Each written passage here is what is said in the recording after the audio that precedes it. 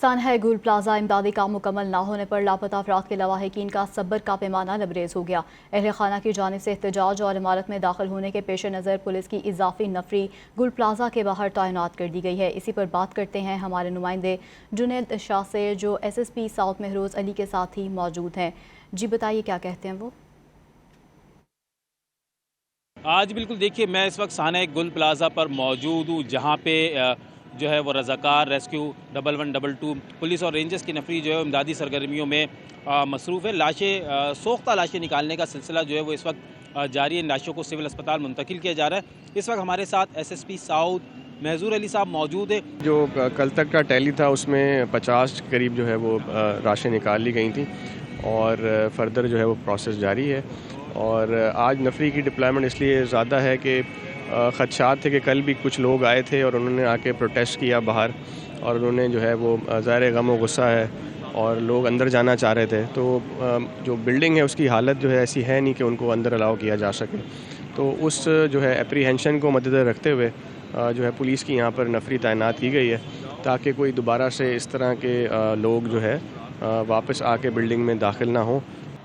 जी बिल्कुल देखिए, SSP south Mahjoor Ali का ये कहना है कि अब तक जो है वो 67 लाशें जो है वो सानहा गुल प्लाजा से निकाली गई हैं, जिन्हें सिविल अस्पताल मुंतकिल किया गया है। जबकि डॉक्टर सुमैया जो कि पुलिस सर्जन है, उनका भी ये कहना है कि अब तक 67 जो है वो बॉडी पार्ट्स के पोस्टमार्टम किए जा चुके हैं। जी, लियारी के इलाके गार्डन धोबीघाट के रिहायशी का नौजवान बेटा मोहम्मद शीश भी गुल प्लाजा आतिशज़दगी के बाद से लापता है। शीश की वालिदा अब भी मोबाइल फ़ोन से बेटे का नंबर डायल करती हैं। इस उम्मीद पर हैं कि उनका बेटा कॉल सुनेगा। आपको इस हवाले से अपडेट कर रहे हैं कि क्लियारी के इलाके गार्डन धोबीघाट के रिहायशी का नौजवान बेटा मोहम्मद शीज भी गुल प्लाजा आतिशज़दगी के बाद से लापता है। इसी पर मज़ीद क्या तफसीलात हैं, बताएंगे आसिफ अली सैयद हमारे साथ मौजूद हैं। जी आसिफ।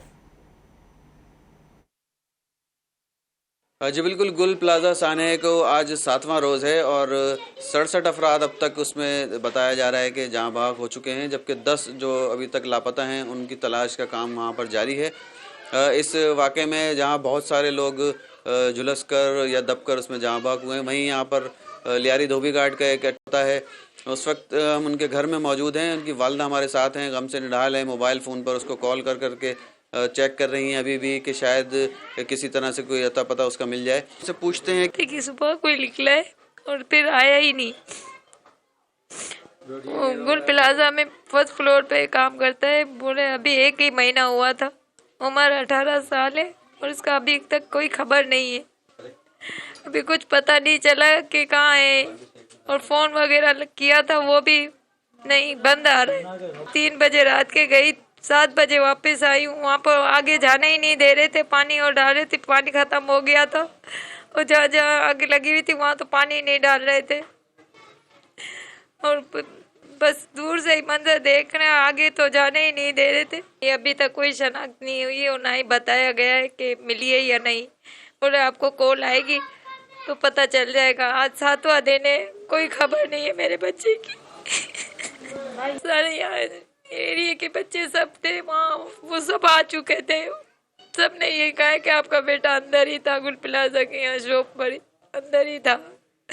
अब पता नहीं कि क्या हुआ। आपको मजे पे कि हमारा एक ही बेटा कमाने वाला था, सारी जिम्मेदारी इसी के ऊपर थी। अब हमारा क्या होगा? हम क्या करेंगे? ये शीश की वालदा हैं और गम से निढाल हैं। 1 हफ़्ता हो चुका है, आज 7वां रोज़ है गुल प्लाजा के वाक़े को। इसी तरह और बहुत से लोग हैं, बहुत से लवाहिकीन हैं जो अपने प्यारों के लिए तड़प रहे हैं, लेकिन वहाँ जो आग लगी थी इतनी हौलनाक थी कि जो डेड बॉडीज़ भी मिल रही हैं वो भी सिर्फ हड्डियों की शक्ल में मिल रहे हैं। इनकी वालदा की हुकूमत से यही अपील है कि जल्द अज जल्द रेस्क्यू का काम मुकम्मल किया जाए और कोशिश की जाए कि अगर इनका बेटा उस प्लाजा के अंदर ही है तो वो उसकी भी अगर कोई बाक़ियात हैं तो वो उनके हवाले की जाएँ। जल्द से जल्द शनाख्त का जो अमल है वो मुकम्मल किया जाए। जी।